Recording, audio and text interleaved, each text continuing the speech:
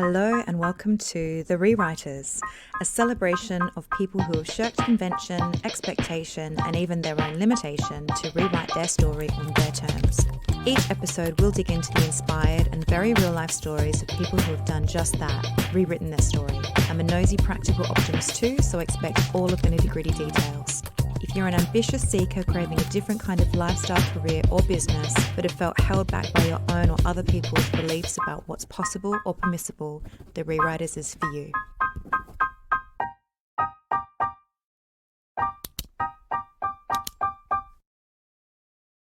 Hello and a big warm welcome to The Rewriters. I'm your host and resident rewriter, Monique Shaw, and I am freshly back from a good solid month away from my desk and away from almost all things work. Today's episode is another solo one from me, and it probably has my most clickbaity title to date, The 2 Questions That Will Change Your Life. But honestly, I really don't think I could overstate the power of the 2 questions that I'm going to share with you today. I got back from Australia at the start of May, and I was there for 3 weeks after being away from home for 3.5 years, which is the longest I've ever been away from home since I moved overseas 16 years ago.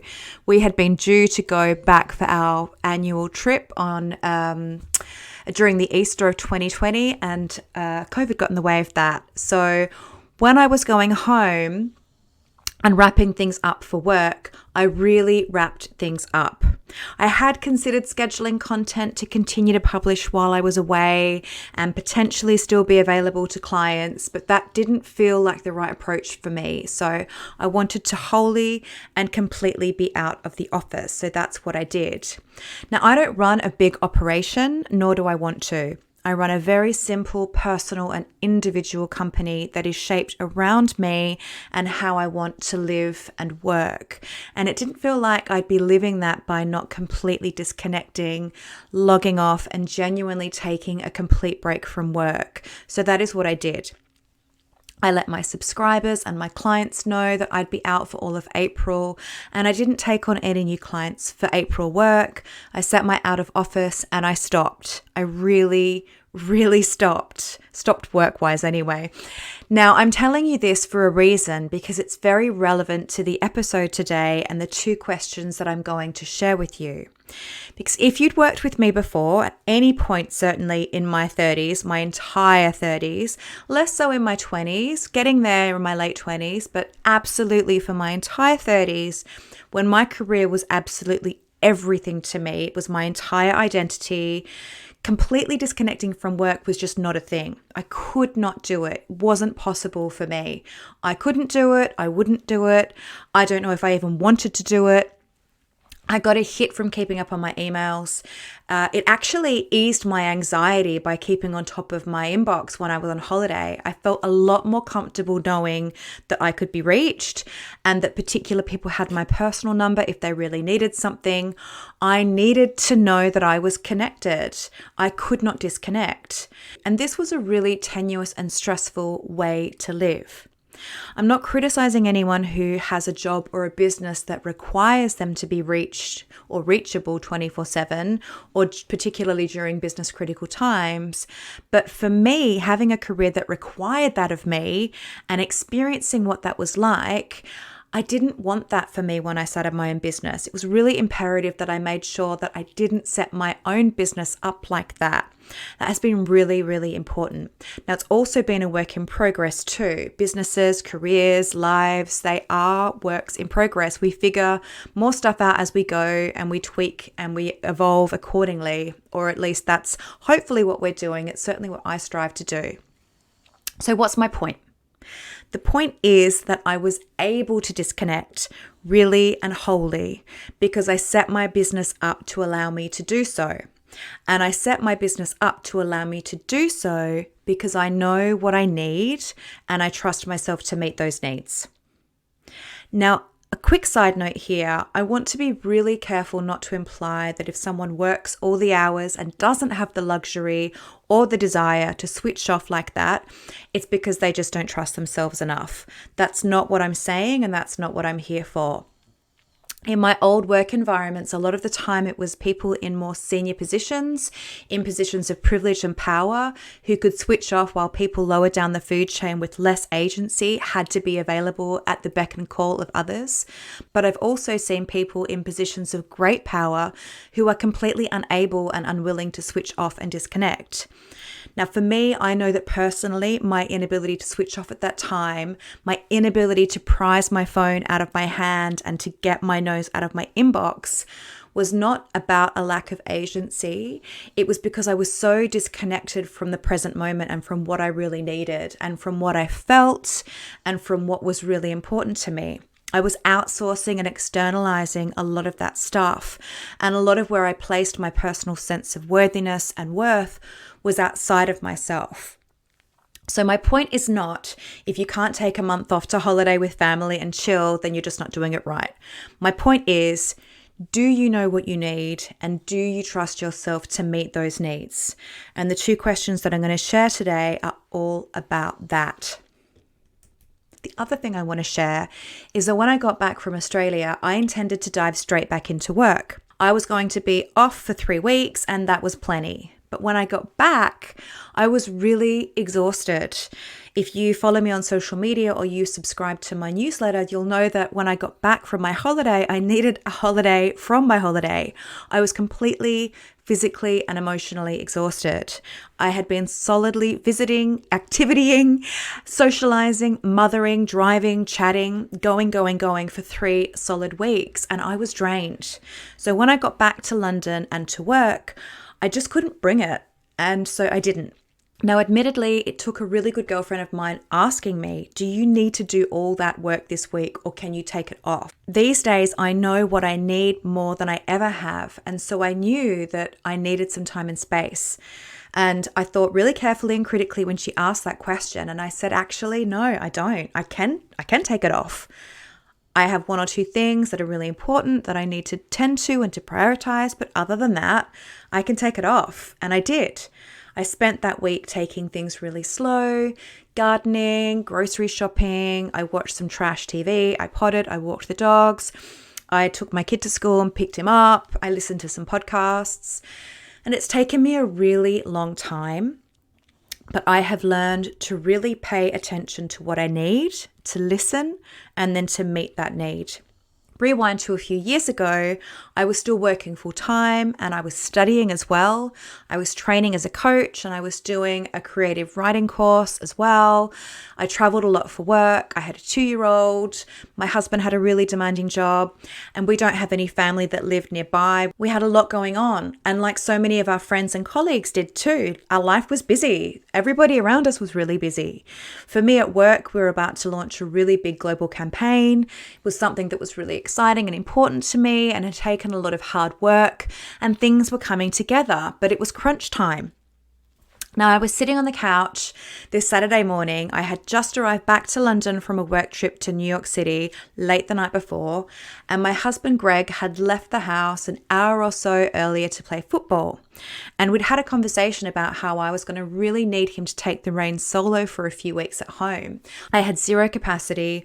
All of my work and study needed all of me all at the same time. And so that Saturday morning, I did what any sensible and unsuperstitious person would do as their partner leaves to play a contact sport.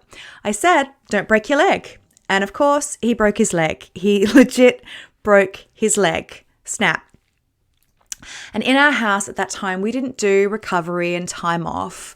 So of course, on the Monday, he was back at work, and this is pre-cast. He hadn't even had his cast fitted yet. It was utter madness. My mother-in-law came down from Yorkshire to come and try and help us out. I'd had 2 full days of classes coming up that coming weekend after a full-on week at work as well. We were hosting, we had house guests, we had birthday dinners. It was my husband's birthday around that time. I mean, we had a lot going on. Our social life was overstuffed too. And I overdid it. I didn't know when to stop. I didn't know what was enough.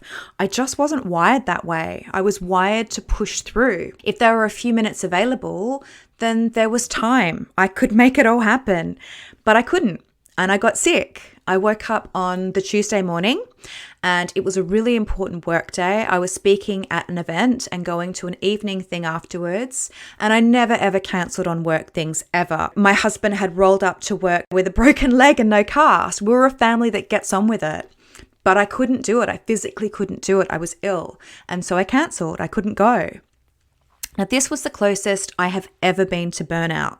It was like an out-of-body experience, like my whole body was wrapped in fluffy cotton wool and I couldn't quite feel or experience anything normally. My senses had short-circuited, or certainly it felt like my senses had short-circuited. I'd had sensory overload and it had wigged out. Now, I remember picking my son up from nursery and walking home in a daze, and I said to my husband that evening, I don't know if I'll ever feel normal again. Now, of course, after a few days of taking things easy and letting myself get better, I felt okay again. But I know that if I had pushed through again that time, like I had done so many times before, if I had swallowed it down, gone to work, done that speaking gig, gone to the evening event afterwards, and just finished things as I always had done before, if I had pushed and pushed and pushed again, I would have pushed too far. It would have been too far that time. I know of people, I've worked with clients, I've interviewed people on my podcast who have pushed too far and they have burnt themselves out for a really long time, for months, sometimes a year. It can be more than that. It's a really, really damaging thing to do to our bodies and to our psyches. And I got really close. That was 3 years ago, and it was around that time that I had been questioning the way that I had set my life up and the things that were normalized in my environment, at home and at work and in my social circle. Everyone worked really hard. Everyone pushed through. Everyone did what they had to do. They kept going. But I had started to question it. Is this really what I want? Is this how I want to live? And more importantly, if not this, then what do I want? I had started to ask, and I had started to listen. And so when I got back from Australia earlier this month and my beautiful friend said, do you really need to do all this work this week? I didn't have to question or hesitate. I could say, no, it's more important that I get rest. What I really need is to have some rest and some space. That's what I need, and I can meet that need. Old me would have said, yes, absolutely, I need to do all that work. There's so much going on. I'm so busy. People need me. Things won't happen without me. 2022 me says, no, I really don't. And so now I want to tell you the 2 very simple questions that will change your life. They changed mine and they help a lot of my clients too. Hello, if you're a client and you're listening, you might recognize these questions. This one is for all you high achieving people pleasers out there. Hello, my people. Now, these questions require a journal or a notebook. I'm all about writing questions down in our journals or in our notebooks and answering them again with pen to paper. So write them down and answer them in your handwriting on paper. That's really important. Journaling is really powerful. It's a tool that I use a lot, both personally and with my clients. And I'll talk a little bit more about journaling later in the episode. Okay, so find yourself some solitude, get really still and quiet, and write down question number 1.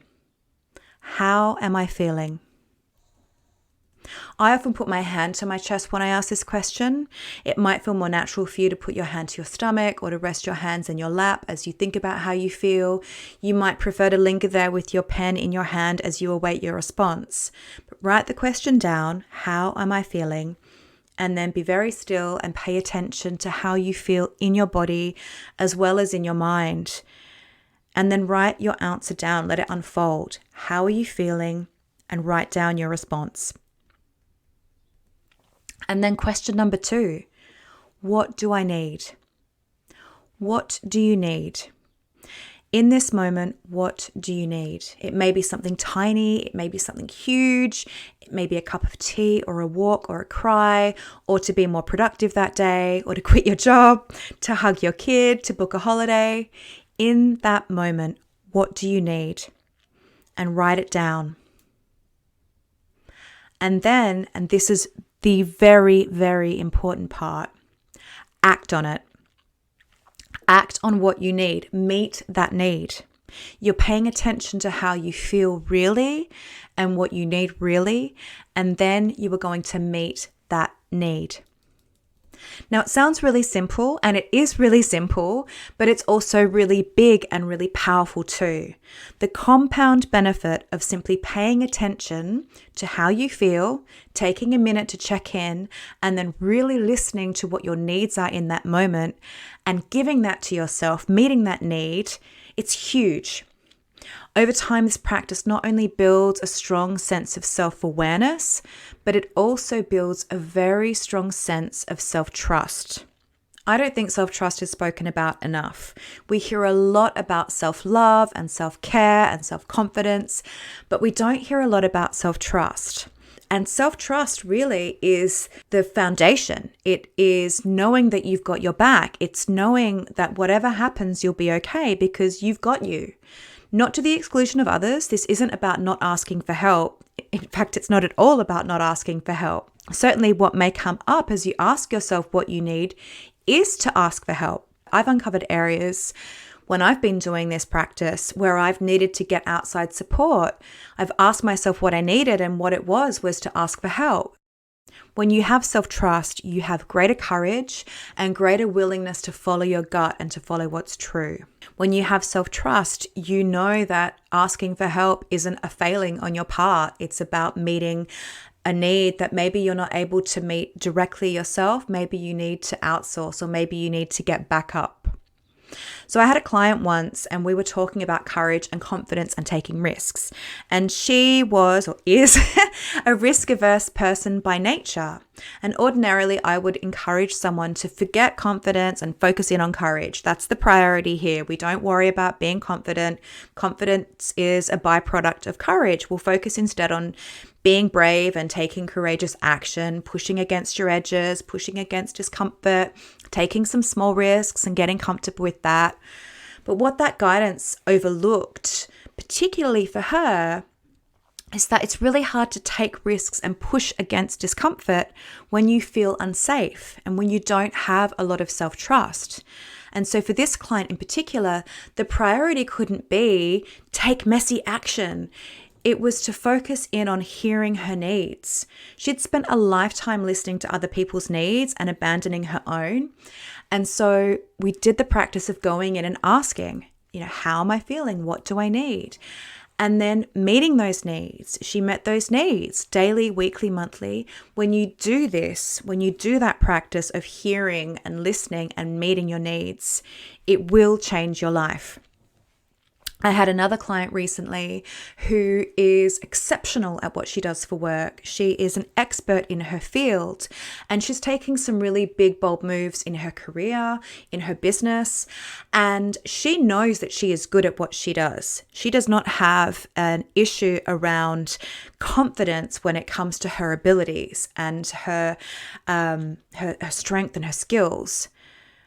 Where she needs to really build muscle is around her self-trust, knowing that if things go wrong, big or small, she's got her own back and she will be okay. So self-trust is foundational, and these two questions are questions that will really help you to build self-trust. Back to journaling. So I am a big journaler. I love to journal. I'm also a writer. So pen to paper is my happy place. It's comfortable for me. It has been a comfort to me since I was a kid. But I do have a lot of clients who don't journal. And I know fellow coaches who don't journal either. Not everyone does or wants to.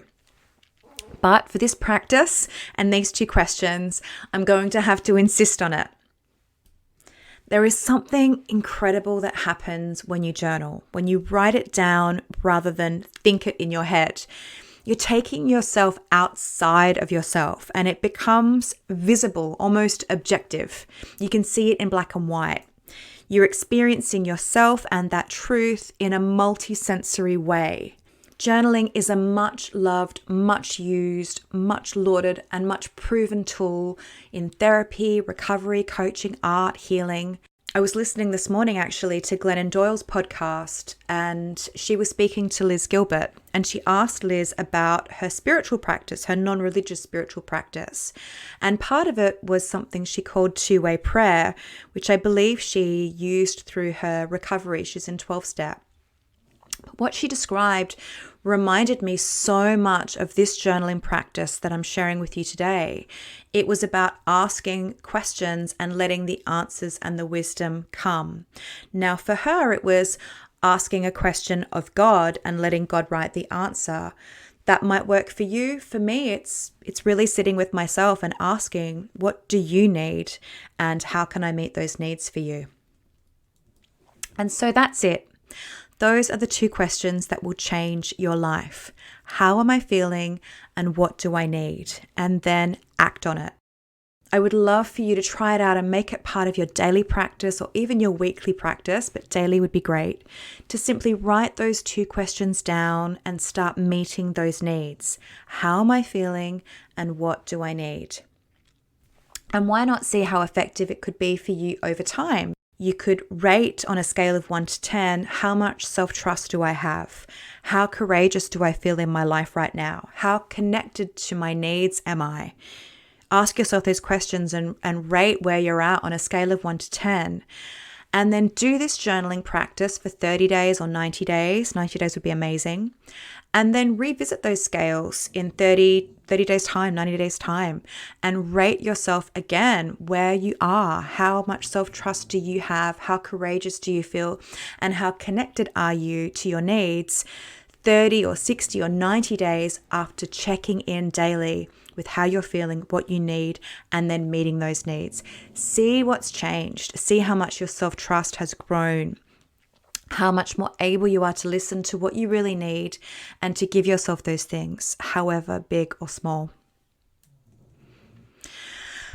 So before I close out today's episode, I want to also invite you to work with me as part of the Rewrite Your Career Story group coaching program this month, if you feel that that is something that is right for you at this moment in your career and life. I'm starting work with a new group, and our first session is going to be on Monday, the 30th of May. This intimate and transformational program is for any one of you who is feeling stuck, underwhelmed, or overwhelmed in your work and life, and who needs to rewrite the way that they live and work. Together, we're going to figure out what that looks like for you. Details are in the show notes, and I would absolutely love for you to be a part of it. As always, if you enjoyed the episode, please subscribe, share it, rate it 5 stars on Apple. And if you want more from me, sign up to the weekly rewrite. It's in your inboxes every Wednesday, where I share stories, thoughts, and ideas on creating a work life that works. The link to sign up, as well as all of the references mentioned in today's episode, are in the show notes. That's all for this week, Rewriters, and for this month. I will see you next month. Have a good one. Bye. The Rewriters is produced, written and presented by Monique Shaw, original artwork by Kiana Perry, and original music by DJ Cinnamon.